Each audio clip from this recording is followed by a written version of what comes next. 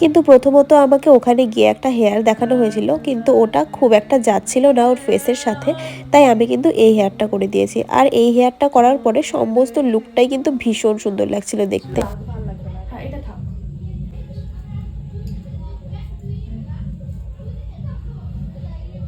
দেখি আমি সামনে থেকে একটু ধরো, দেখি গোল্ডই পরো তুমি, এটা ভালো লাগে না।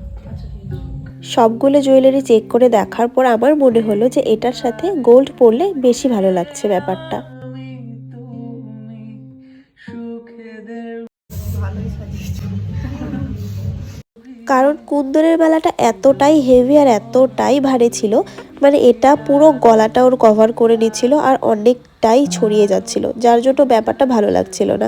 তাই আমি বললাম তুমি গোল্ডই পরো, এবার তোমরা বলো যে ওকে কোনটাই বেশি ভালো লাগছে।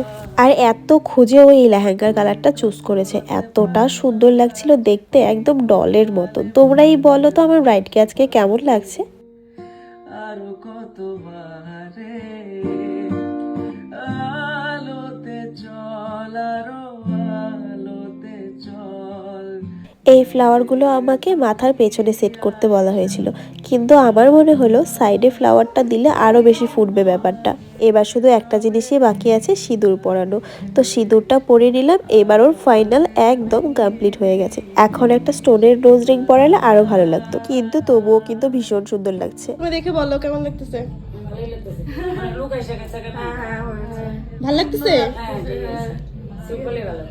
হ্যাঁ। এখন তো নিয়ে বসাবে।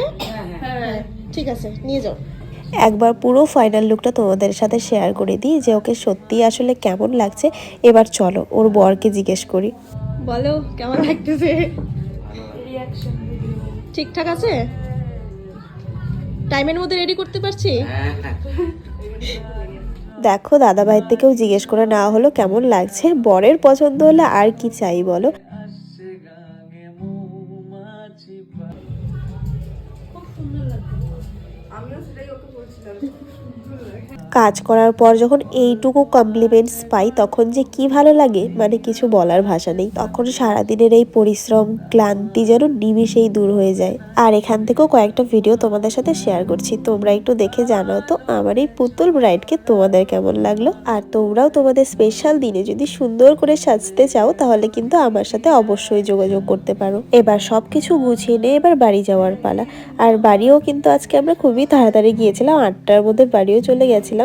আর এখানে সুখেন্দুই সবকিছু আজকে ক্যারি করছে, আমাকে বললো যে তোমার কিচ্ছু নিতে হবে না, তুমি সারাদিন অনেক করেছো, এবার আমি একটু নিই। দেখো আমার লেন্সটা বেকার গেল, আমি লেন্স ভরাতে পারলাম না।